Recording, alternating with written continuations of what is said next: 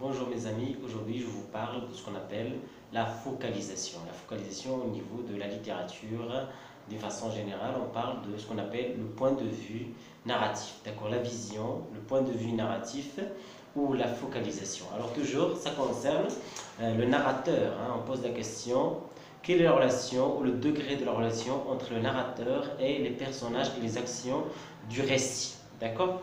Alors, c'est toujours la relation qui unit le narrateur par rapport aux personnages et aux actions du récit. Bien, alors attention à ne pas confondre le narrateur et l'auteur. Le narrateur, c'est tout simplement le personnage fictif. C'est un personnage fictif, ça n'existe pas dans la réalité. D'accord? Alors, que l'auteur, c'est un personnage réel, concret, c'est un personnage en chair et en os. Bien, alors au niveau de la littérature, on distingue une littérature soit du français, soit de l'arabe, soit de l'anglais, l'espagnol, etc.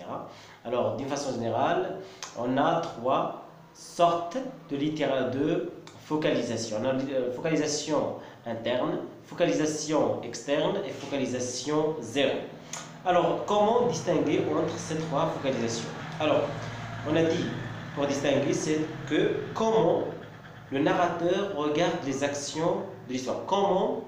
Quel est son degré de participation dans le déroulement de l'action, d'accord? Et comment il rejoint les actions et les personnages du récit. On est bien d'accord? Alors, au niveau de, par exemple, la focalisation zéro.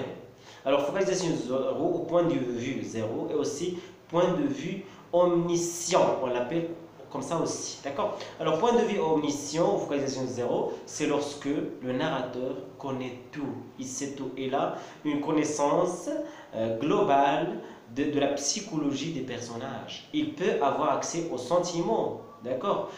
Aux causes des événements, d'accord?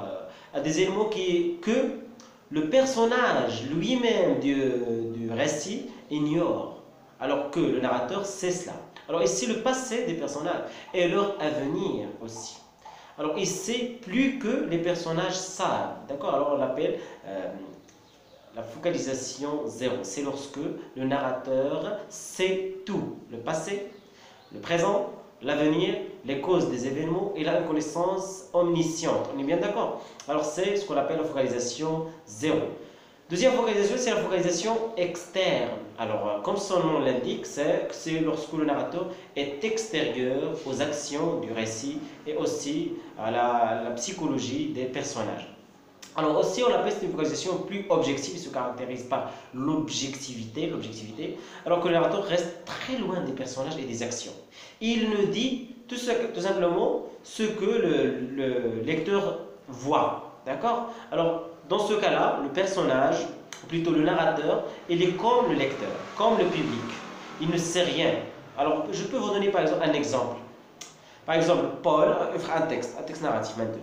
Paul habite à Toulouse, virgule. Il vit avec ses parents à la même ville. 3 points. Alors, dans ce cas-là, le narrateur, il n'a rien donné.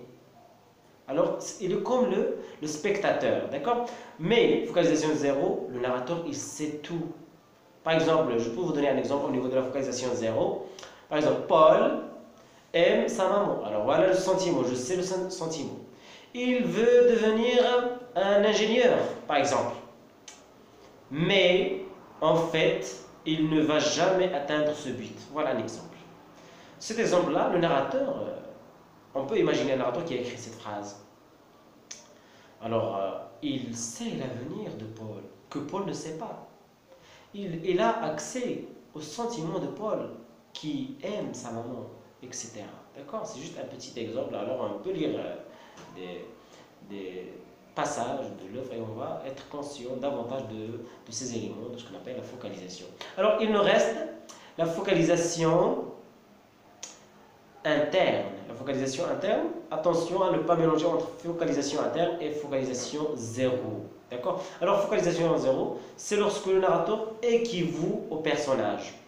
Il sait ce que le personnage du récit savent, tout simplement. Alors, il est l'équivalent des personnages.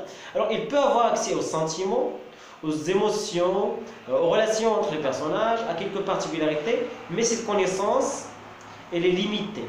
D'accord. Il ne peut pas identifier le futur des personnages. C'est impossible. Elle ne peut pas savoir ce que le personnage aussi ignore. D'accord? Alors voilà la différence entre focalisation zéro et focalisation interne. Lorsque le narrateur équivaut au personnage du récit. Alors trois focalisations à ne pas mélanger. Focalisation zéro, focalisation interne et focalisation externe. Alors on a dit focalisation, c'est le point de vue.